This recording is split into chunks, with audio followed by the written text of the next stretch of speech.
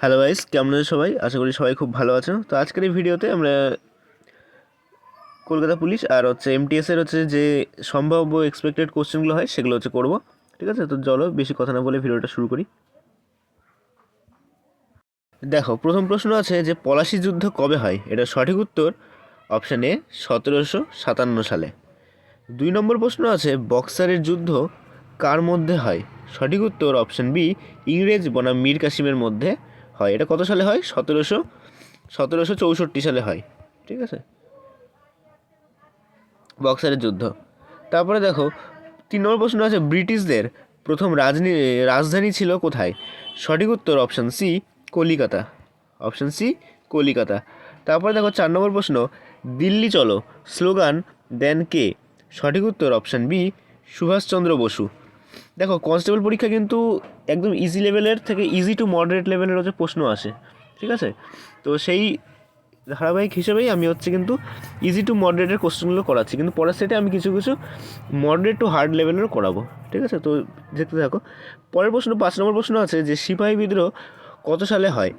সঠিক উত্তর option A 1857 সালে। তারপরে দেখো 6 নম্বর প্রশ্ন আছে ব্রহ্ম সমাজের প্রতিষ্ঠাতা কে? সঠিক উত্তর অপশান বি রাজা রামমোহন রায়।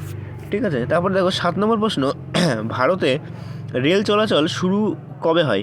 এটার সঠিক উত্তর অপশান এ 1853 সালে। কোথা থেকে এটা হয়? বোম্বাই থেকে থানে পর্যন্ত প্রথম রেল চলে। কার আমলে? লর্ড ডালহৌসির আমলে। তারপরে দেখো 8 নম্বর প্রশ্ন আছে গান্ধী ইরউইন চুক্তি কবে হয়? সঠিক উত্তর অপশান বি 1931 সালে। তারপরে দেখো 9 নম্বর প্রশ্ন স্বদেশী আন্দোলন শুরু হয় কোন বছর? সঠিক উত্তর অপশান বি 1905 সালে। তারপরে দেখো 10 নম্বর প্রশ্ন ভারত ছাড়ো আন্দোলন কবে হয়?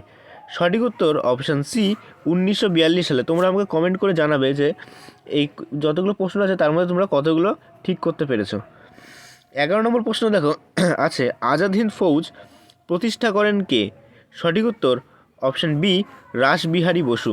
রাসবিহারী বসু পরে দায়িত্বভার কাকে দিলেন? সুভাষচন্দ্র বসুকে।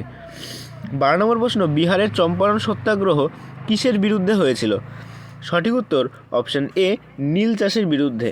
কারণ কি চাষিরা নীল চাষ করতে অপছন্দ করছিল বা করতে চাইছিল না, কিন্তু ইংরেজ সরকার জোর জবরদস্তি নীল চাষ করতে বাধ্য করছিল, সেই কারণে এটা হয়েছিল সত্যাগ্রহ। 13 নম্বর প্রশ্ন জালিয়ানওয়ালাবাগ হত্যাকাণ্ড কবে হয়? সঠিক উত্তর অপশান বি 1919 সালে। তারপরে দেখো 14 নম্বর প্রশ্ন কংগ্রেস প্রতিষ্ঠা হয় কবে?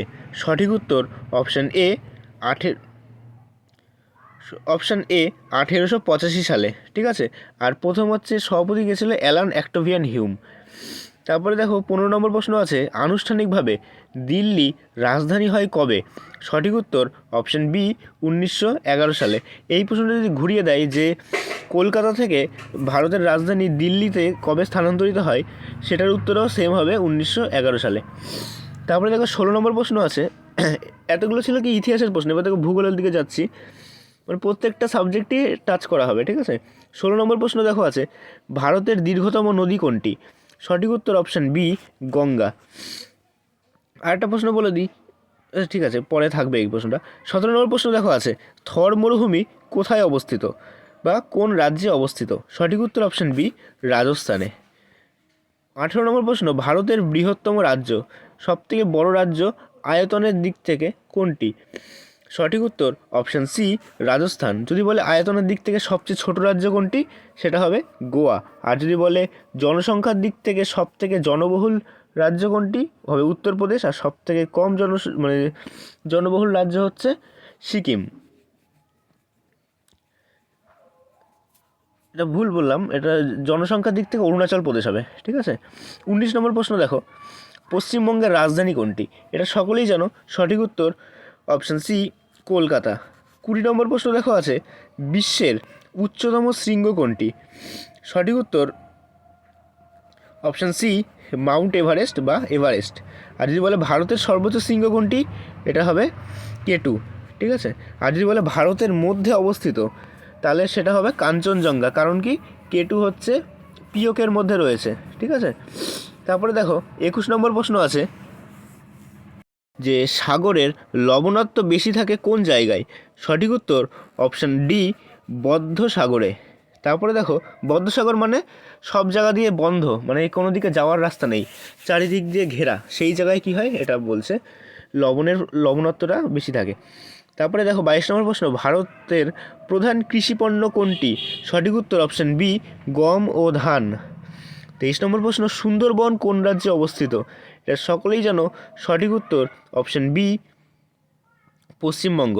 24 নম্বর প্রশ্ন আছে, ভারতের বৃহত্তম হ্রদের নাম কি? সঠিক উত্তর অপশান এ, চিল্কা হ্রদ, যেটা রয়েছে উড়িষ্যা রাজ্যে। 25 নম্বর প্রশ্ন, পশ্চিমবঙ্গের দীর্ঘতম নদী কোনটি? এটার সঠিক উত্তর অপশান বি, তিস্তা নদী। ভারতের বললে গঙ্গা, পশ্চিমবঙ্গের বললে তিস্তা। 26 নম্বর, আগুনের আগ্নেয়গিরি বেশি থাকে কোন জায়গায়? সঠিক উত্তর অপশান সি, ভূকম্পীয় বলয়ে। তারপরে দেখো 27 নম্বর, গঙ্গা কোথা থেকে উৎপন্ন হয়েছে বা গঙ্গার উৎস কোনটি? সঠিক উত্তর অপশান এ, গঙ্গোত্রী বা গঙ্গোত্রী হিমবাহের গোমুখ গুহা। ঠিক আছে। 28 নম্বর, ভারতে বর্ষার আগমন হয় কোন দিক থেকে? সঠিক উত্তর অপশান বি, দক্ষিণ পশ্চিম দিক থেকে। দক্ষিণ পশ্চিম দিক বলতে এটা হচ্ছে, ধরো ভারতের ম্যাপ, এটা হচ্ছে, এটা এই সাইডটা মানে যেদিকে কেরালা অবস্থিত সেই দিক থেকে ভারতে ঢোকে। তারপরে দেখো 29 নম্বর প্রশ্ন আছে যে ভারতের সবচেয়ে বড় বাঁধের নাম কি? সঠিক উত্তর অপশান সি, ভাকরা নাঙ্গাল বাঁধ বা ভাকরা বাঁধ। তারপরে দেখো 30 নম্বর প্রশ্ন, কালবৈশাখী কোন অঞ্চলে বেশি হয়? সঠিক উত্তর অপশান সি, পশ্চিমবঙ্গ। তারপরে দেখো এবার হচ্ছে বিজ্ঞানের প্রশ্ন চলে আসছে এখান থেকে। 31 নম্বর প্রশ্ন, রক্তের রং লাল এর কারণ কি? সঠিক উত্তর অপশান বি, হিমোগ্লোবিনের কারণে। 32 নম্বর প্রশ্ন, সূর্যের আলো পৃথিবীতে পৌঁছাতে সময় লাগে কতক্ষণ? এটার সঠিক উত্তর অপশান বি, 8 মিনিট। তারপরে 33 নম্বর প্রশ্ন, পানির বা জলের রাসায়নিক নাম কি? সঠিক উত্তর এটা তোমরা সকলেই জানো, অপশান এ, H2O। তারপরে 34 নম্বর প্রশ্ন, মানবদেহে সবচেয়ে বড় অঙ্গ কোনটি? মানবদেহের সবচেয়ে বড় অঙ্গ কোনটি? সঠিক উত্তর ডি, ত্বক বা স্কিন। 35 নম্বর প্রশ্ন, কোন ভিটামিন সূর্যালোক থেকে পাওয়া যায় বা সূর্যালোক থেকে পাওয়া যায়? সানলাইট থেকে কি পাওয়া যায়? Option D, vitamin D. তারপরে দেখো 36 নম্বর প্রশ্ন, উদ্ভিদের খাদ্য তৈরির প্রক্রিয়া একে কি বলে? সঠিক উত্তর অপশান সি, আলোক সংশ্লেষ বা ফটোসিনথেসিস। 37 নম্বর প্রশ্ন, বিদ্যুৎ প্রবাহের একক কি? সঠিক উত্তর অপশান বি, অ্যাম্পিয়ার। তারপরে দেখো 38 নম্বর প্রশ্ন আছে যে মানুষের মধ্যে অক্সিজেন বহন করে কে? এটার সঠিক উত্তর অপশান সি, আরবিসি। তারপরে দেখো 39 নম্বর প্রশ্ন, শব্দ শোনার অঙ্গের নাম কি? এটা খুবই ইজি প্রশ্ন, সকলেই জানো, অপশান সি, এই অপশান বি, কান। তারপরে দেখো 40 নম্বর প্রশ্ন, রক্তচাপ বা ব্লাড প্রেশার মাপার যন্ত্রের নাম কি? সঠিক উত্তর অপশান সি, স্পিগমোম্যানোমিটার। ঠিক আছে। 41 নম্বর প্রশ্ন, সবচেয়ে হালকা গ্যাস কোনটি? সঠিক উত্তর অপশান বি, হাইড্রোজেন। তারপরে দেখো 42 নম্বর প্রশ্ন আছে যে অ্যাসিডের স্বাদ কেমন? অপশান সি, টক। 43 নম্বর প্রশ্ন, পৃথিবীর নিকটতম গ্রহের নাম কি? পৃথিবীর নিকটতম মানে এটা কিন্তু সূর্যের, যদি বলে সূর্যের নিকটতম গ্রহ কোনটি তাহলে হবে বুধ। আর যদি বলে পৃথিবীর সবচেয়ে নিকটতম গ্রহের নাম কি, এটা সঠিক এটা এটা হবে শুক্র। ঠিক আছে। তারপরে দেখো আছে যে বলের একক কি? 44 নম্বর আছে বলের একক কি? সঠিক উত্তর হবে বি, নিউটন। তারপরে 45 নম্বর দেখো আছে ভ্যাকসিন কি কাজ করে? এটার সঠিক উত্তর অপশান সি, রোগ প্রতিরোধ ক্ষমতা বাড়িয়ে তোলে। আবার একটা প্রশ্ন জিজ্ঞেস করে, রোগ প্রতিরোধ ক্ষমতা বাড়ানোর জন্য কোন ভিটামিন কাজে লাগে? এটা মনে রাখবে, ভিটামিন সি। তারপরে দেখো 46, এবার দেখো এই 45টা হয়ে গেল, 46 থেকে হচ্ছে তোমাদের পলিটি শুরু হচ্ছে। 46 নম্বরে আছে যে ভারতের সংবিধান কার্যকর হয় কবে? সঠিক উত্তর অপশান বি, 26শে জানুয়ারি 1950 সালে। 47 নম্বর প্রশ্ন, আচ্ছা এটা বলে দিই, যদি বলে যে ভারতের সংবিধান কবে তৈরি হয় বা কবে প্রস্তুত হয়ে যায়, তখন এটা হবে 26 নভেম্বর 1949 সালে। 47 নম্বর প্রশ্ন, ভারতের রাষ্ট্রপতি নির্বাচিত হন কার দ্বারা বা কাদের ভোটের দ্বারা? এটা সঠিক উত্তর হবে অপশান সি, ইলেকট্রাল ভুল বলছি আমি, এটা সঠিক উত্তর হবে সংসদের দ্বারা, বা হচ্ছে আমাদের আমাদের এখানে অপশানগুলো ভুল আছে, সংসদের দ্বারা হবে না, সংসদ দ্বারা বলতে পারো এটা, ঠিক আছে, কিন্তু এখানটাই দেখো কি হবে, আমরা যাদেরকে ভোট দিয়ে নির্বাচন করি তারাই হচ্ছে ভোট দিয়ে রাষ্ট্রপতিকে নির্বাচিত করে, ঠিক আছে, এখানটাই অপশানগুলো ভুল আছে। 48 নম্বর প্রশ্ন, লোকসভার সর্বোচ্চ আসন কত? এটার সঠিক উত্তর অপশান বি, 545। তারপরে দেখো আছে 49 নম্বর, ভারতের জাতীয় ফুল কি? সঠিক উত্তর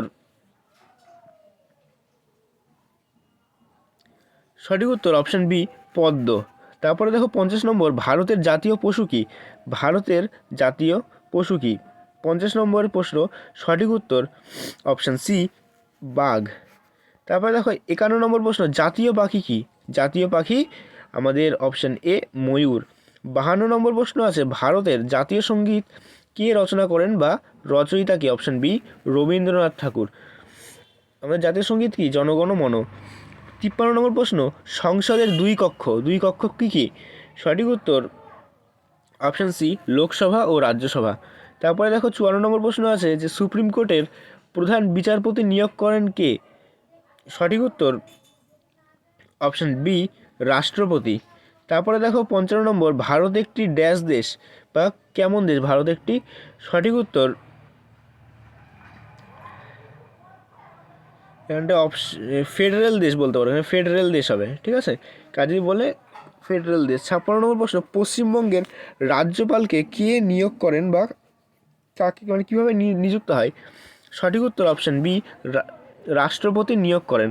রাষ্ট্রপতি রাজ্যপাল নিয়োগ করেন কেমন করে? প্রথমে প্রধানমন্ত্রী একজনকে বলেন যে এনাকে হচ্ছে একে এই রাজ্যের রাজ্যপাল করা যেতে পারে, তখন সেটা হচ্ছে রাষ্ট্রপতি নিয়োগ করে দেয়। 57 নম্বর প্রশ্ন, ভারতের জাতীয় গাছ কোনটি? সঠিক উত্তর অপশান এ, বট গাছ।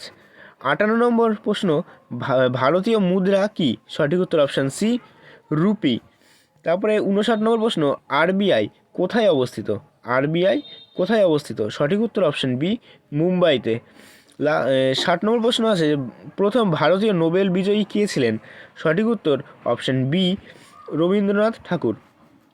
এবার হচ্ছে 10টা পরপর আছে, ওটা হচ্ছে জানুয়ারি মাসের কারেন্ট অ্যাফেয়ার্স, ঠিক আছে, যেগুলো মোস্ট এক্সপেক্টেড কারেন্ট অ্যাফেয়ার্স। দেখো প্রথম প্রশ্ন আছে যে ভারত পোল প্ল্যাটফর্মটি কবে আনুষ্ঠানিকভাবে চালু করা হয়? সঠিক উত্তর অপশান বি, 7 জানুয়ারি 2025 সালে ভারত পোল প্ল্যাটফর্মটাকে আনুষ্ঠানিকভাবে চালু করা হয়। 2 নম্বর প্রশ্ন আছে যে 6 জানুয়ারি 2025-তে কোথায় এক বড় নকশাল হামলা হয়েছে যেখানে নিরাপত্তা বাহিনীর কয়েকজন নিহত হয়? সঠিক উত্তর অপশান বি, বিজাপুর, ছত্তিশগড়, মানে স্পেলিংটা মিস্টেক আছে, ছত্তিশগড়ের বিজাপুরতে।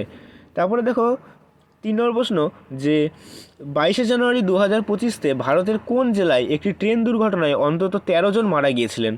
সঠিক উত্তর অপশান এ, জালগন, মহারাষ্ট্রের এই জায়গায় কী হয়, ট্রেন দুর্ঘটনায় 13 জন মারা যায়। তারপরে দেখো 64 নম্বর প্রশ্ন বা 4 নম্বর প্রশ্ন, যা ইচ্ছা বলতে পারো, যে 2025-এর মহাকুম্ভ মেলা চলাকালীন 29 জানুয়ারিতে কী ঘটে? সঠিক উত্তর অপশান সি, ভয়াবহ প্রাণহানি ও ভিড়ের চাপ, এটা হচ্ছে ঘটে। তারপরে দেখো আছে 2025-এর 24 জানুয়ারি নীতি আয়োগ কী প্রকাশ করেন? নীতি আয়োগ কী প্রকাশ করেন? সঠিক উত্তর option B, fiscal health index. তারপরে আছে যে 21 জানুয়ারি 2025-এ ভারত কোন ক্ষেত্রে নতুন উদ্যোগ চালু করেন? এটার সঠিক উত্তর option A, sustainable rubber protection, ঠিক আছে, ISNR, এটা চালু করেন। 7 নম্বর প্রশ্ন আছে যে 2025 সালের জানুয়ারিতে ভারতের শিল্প উৎপাদন কেমন বৃদ্ধি পায়? মানে আইআইপি নভেম্বর 2024-এর তুলনায় কত পার্সেন্ট সে বৃদ্ধি করে বা কতটা গ্রোথ আসে? সঠিক উত্তর অপশান সি, 5.2%। তারপরে দেখো 8 নম্বর প্রশ্ন আছে যে জানুয়ারি 2025-তে কৃষকদের জীবনযাত্রা ও আয় বাড়ানোর জন্য কেন্দ্রীয় মন্ত্রিসভার অনুমোদন দেওয়া হয়, মোট কত টাকা আউটলে ছিল? এটার সঠিক উত্তর অপশান সি, 13,966 কোটি টাকা। তারপর 9 নম্বর প্রশ্ন আছে যে জানুয়ারি 2025-তে স্থানীয় ক্ষুদ্র উদ্যোক্তা বা কৃষি জুড়ে বিদেশ রপ্তানির লক্ষ্য আউটলুক হিসেবে কি ধরা হয়েছিল আগামী 5 বছর ধরে, মানে কত টাকা ধরা হয়েছিল? টাকা বলতে এখানে ডলারে আছে কত টাকা। তারপরে এটা সঠিক উত্তর অপশান সি, ইউএস অনুযায়ী $100 বিলিয়ন। এবার এটা শেষ প্রশ্ন যে 2025 সালের জানুয়ারিতে শিল্পের কোনো বড় সেক্টর বৃদ্ধি পেয়েছে কিনা, মানে উৎপাদনে বৃদ্ধি পেয়েছে কিনা। এবার এটা আর যদি বৃদ্ধি পায় তো কার পাশে বৃদ্ধি পেয়েছে? সঠিক উত্তর অপশান বি, হ্যাঁ বৃদ্ধি পেয়েছে ক্যাপিটাল গুডস অ্যান্ড কনজিউমার ডিউরেবলসের মাধ্যমে। ঠিক আছে, তো এই ছিল আজকের ভিডিওটা। তো এই ছিল হচ্ছে আজকের ভিডিওতে 70খানা প্রশ্ন। তো তোমাদের ভিডিওটা কেমন লেগেছে কমেন্ট করে জানাবে। ঠিক আছে, আর এখানে কী কী ইমপ্রুভ করা দরকার সেটাও তোমরা জানাবে, যে এখান থেকে কী কী মানে অসুবিধা হলে সেটা আমাকে বলবে, আর কিছু বুঝতে অসুবিধা হলেও সেটা বলবে। ঠিক আছে, তো ভিডিওটা আজকে এইটুকুই রাখছি। দেখা হচ্ছে পরের ভিডিওতে। চ্যানেলটা সাবস্ক্রাইব করে রাখবে, লাইক করবে ভিডিওতে, কমেন্ট করবে, তাহলে আমি এনার্জি পাবো পরের ভিডিওটা আরও ভালো করে তোমাদের জন্য বানানোর জন্য। ঠিক আছে, দেখা হচ্ছে পরের ভিডিওতে।